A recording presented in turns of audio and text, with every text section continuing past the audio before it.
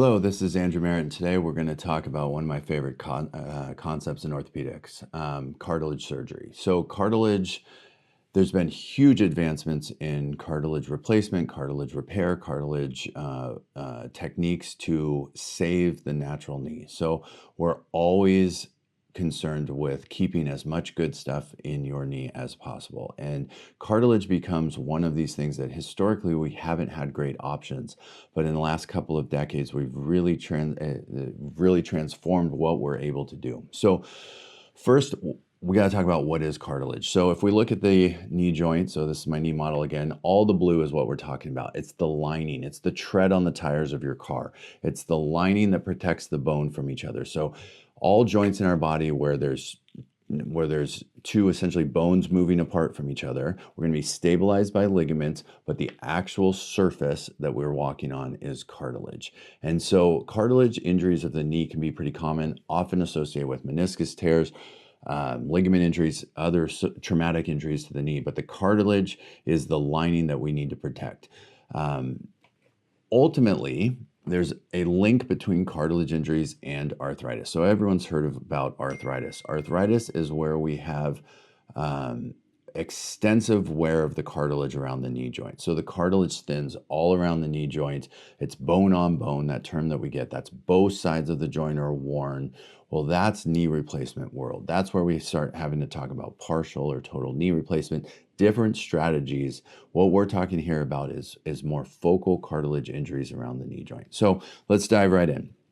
So first we got to look at a MRI and get a sense. This helps, I think, show us what cartilage should look like. Okay, so here's looking the front end of a knee joint. This is the inner side. This is the outer side. This is the femur, so the thighs up that way, feet are down this way. The cartilage is this gray on the end of the bone. The bone is black because remember, MRIs show us fluid and thick cortical bone, we call it, doesn't have much fluid in it. So we have the linings of the end of the bone, but then the part that's actually touching is the cartilage. Okay, so it's drawn out here. Now we can also see the meniscus. There's a whole nother talk just on the meniscus. The meniscus helps pad that cartilage, and there's space made by the cartilage for the meniscus, so they definitely go together, but the cartilage is that lining. On the side view, so now this is the front, we want to see this cartilage, and depending on the view, we see that all the way around the joint. It's that lighter gray around the knee joint. The bone, again, being this black. It's hard to trace, but we'll try. So this goes all the way from the front of the knee. Here's going to be the kneecap, all the way to the back of the knee. So this is normal, pristine cartilage. Healthy, uniform, boring gray color. We like boring gray color, not white, not flaps all around. This is good, normal, healthy cartilage. Underneath the kneecap, it's also, so now we're looking, there's the front of the knee, the back of the knee will be back here. So if you touch the front of your knee, this is where you would be touching. So this is the kneecap. Again, the black is the bone, the cartilage is the surface over top. So any part of your knee that touches each other, there's going to be cartilage because that's the smooth articulating portion. So the difference between cartilage and arthritis. So cartilage injury is a pothole, okay? So you can see here, good street, we use the street analogy, good street, maybe a little bit of some fissuring, but here's the pothole. That's different than arthritis where there is no asphalt left. There's potholes all over the place. This is knee replacement world. This is total knee arthroplasty or partial knee arthroplasty. And we're good at filling potholes, but not repaving streets. Repaving streets would be extensive cartilage loss all the way around. That's for a different surgery. But if we have a pothole, we got some options, okay? So one thing to say, surgery is mostly done open. Stop the video now if you don't like surgery pictures. There's going to be pictures of knees. They're going to be open. There's going to be blood because it's an open surgery. So you got to stop the video if you're not going to like that sort of stuff. So 3, 2, 1. So here's some examples of first we want to keep your cartilage, okay? So if the option remains that you've knocked off a piece of cartilage and we can save that piece, that will always be our top priority. So this patient had a patellar dislocation, so the kneecap popped out. On its way out, it knocked off a big piece of cartilage, okay? Now they're young and healthy, and the cartilage, you can see, actually still has some bone on it. Now that's important because cartilage itself is very hard to heal. Cartilage with bone on it is more like a fracture. We can heal bone to bone quite easily. So here's where we've taken this big chunk out. You can actually see how it kind of matches up right there. And so our surgery in this situation is to clean up that fracture, stabilize it. We have these screws that sink below the surface, as well as putting some sutures over top and anchors to hold that and compress it until it heals. So number one goal, if you have a cartilage injury, is can we save that cartilage? And if we can, then we will. Here's another example of that. So this person has what we call osteochondritis dissecans. Essentially, there's a portion of their knee that did not heal perfectly, and over time it rattles loose. So normal cartilage all the way around, and there's this cartilage piece that has wiggled loose. So when we take that out, we actually see that there's bone defect here. Now this piece of cartilage is actually still good in this scenario. I'll show you one where that's not the case. There's still good cartilage over it. There's bone behind. We can save this. So we actually have to fill this with some bone graft to get it back out to the right layer. Use those screws again, and now this actually heals in very nicely to that the donor site where it came from. And actually the cartilage down along here is very smooth. Once we build it back out, fix it down, it's nice and smooth around there. So saving your own cartilage. Here's one where that's not the case, okay? So MRI, remember we looked before, good cartilage, but what's going on over here? There's a big defect here. And this piece now, the pieces inside have fractured and splintered away. They're not vascular. They're not attached anymore. The deeper bone here, there's cysts around. This is one where saving those pieces starts to become not possible. So if we look at it at the time of surgery, there's a big defect here. Good cartilage all the way around. This is pothole. This is why we call this pothole, not full street gone. So the pothole here is deep. The tissue we took out from there cannot be repaired. And so since there's a big deep pocket we need to fill, this is what we call an osteochondral allograft. Osteochondral means bone and cartilage. Allograft means we've taken it from someone else. So what we do is we order a graft. There's certain criteria to have this graft. You have to have perfect cartilage, be less than 35, and you have to recently die. So unfortunately, these are coming from people that have passed away recently, because we got to use these within a couple of weeks of when someone passes away. So when we order one of these grafts, you get onto a national database, you wait in line, eventually your turn comes, and then the next graft that's appropriate to your size in the area we want it, we get that graft. So this is what the graft looks like, which is perfectly good cartilage all the way around. And what we've done to order this is measure these distances so that we know that we can use this tissue. We don't want to patient who's 4'10" giving a graft to a patient that's 6'5". We need to make sure that that's dialed in. This is fresh graft, meaning we check it for infection, we check it for all these labs, but the graft is never frozen. It's preserved but never frozen, because that would kill the chondrocytes, the cartilage cells. And then we get to use this to make plugs to fill in this graft. So the plugs here, we had to use a double, what we call snowman technique. You'll see why it looks like a snowman. And we grab these plugs, and they're measured exactly by contour as well as depth. And you can see the side view of the plug. There's the cartilage over top, but cartilage, again, is hard to heal. So what we do is we transplant it with about 6 millimeters of bone. And that's the part that your body heals, that feeds the nutrition up to the cartilage to become alive. So this, after the surgery, now looks like this. Is why it's called the snowman technique, self-explanatory. And now that's filled in that gap. And if you run your finger over this, we can make these perfectly smooth. They look really nice. And now the bone is going to heal into these into the graft plugs, and then make this viable cartilage for you for that gap.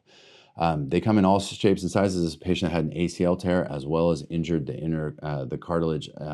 Now this is an interesting one because there's actually good cartilage on the inner side and outer side. It's more like this stripe type injury. Well, we can actually get a graft and make that match. So we can actually make oval grafts as well. This is the bone, this is the cartilage over top, and then fit it into the patient. So it's much more, we would have had to do circles, take out more good cartilage, so we can make a narrow stripe version of this as well. At the same time, you do an ACL reconstruction because that was his other injury. Always think about the meniscus and repair other stuff as well. We can even do this in this area called the trochlea. Now, this is the fun stuff. So the trochlea, as you can see here, it's a hard contour to match, okay? It's curved in that direction. It's also curved in this direction. So one direction goes this way, the other direction goes this way. So these are pretty fun to try and match up. You can see the cartilage injury through the whole central trochlea over here. We make that gap or make the plug recipient site, and then the donor, we have to match that contour, match this contour, which goes the other direction, and then put it in. And even with that complexity, we can really line these up nicely and end up quite good with them. Here's another one just to show you what they look like. Years later, we needed to come back and scope this patient. We did a little plug up by the top of his trochlea. This is about 4 years later, and you can see how that cartilage is just living. We can always see the delineation line where we put it in, but this is smooth, looks great, doing wonderful. That's what's called osteochondral allograft. That's where we take a donor site, plug, and put it in.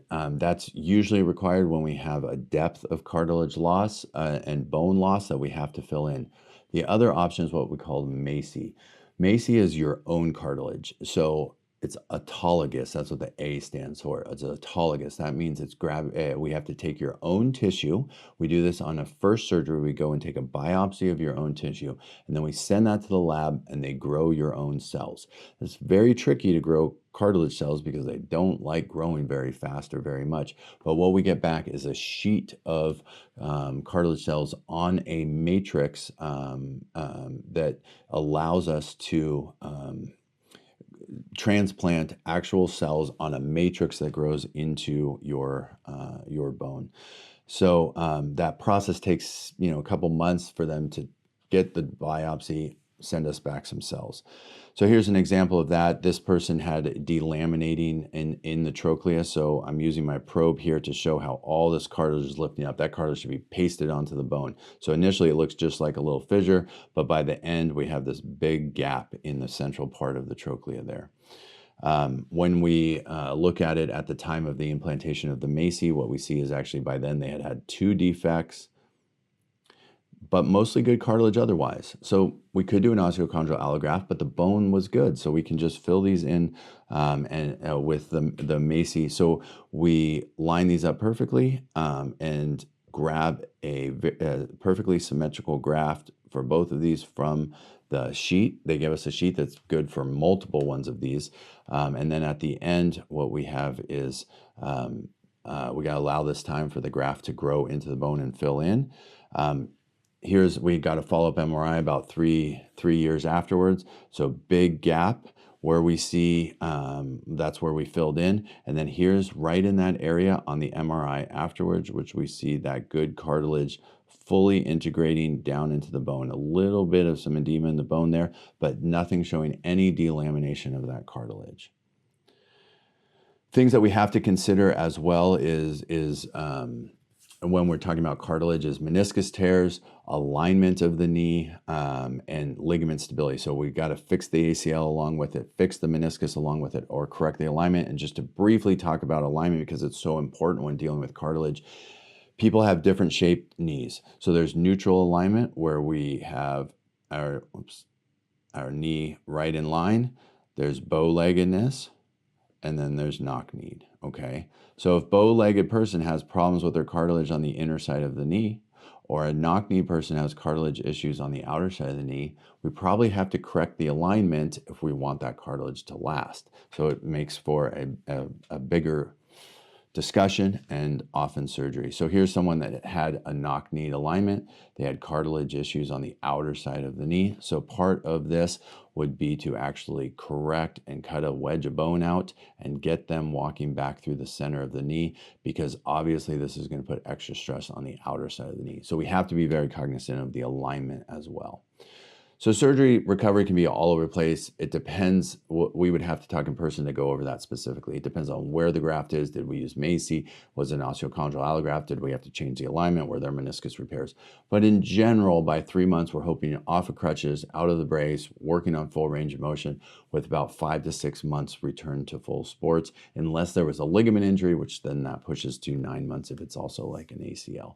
Surgery also depends, 45 minutes to an hour and a half, depending on the complexity, how many sites, do we have to do other surgery? So this slide is not that good, because we're going to just have to talk about that for your specific case. This is an overview of cartilage surgery and the options that we have to help you with these injuries. So there's lots of options out there. This is what we can do to prevent the progression of arthritis. And as always, thank you for watching, and give us a call, and we'd be happy to see if there's things that we can help with. So thank you very much.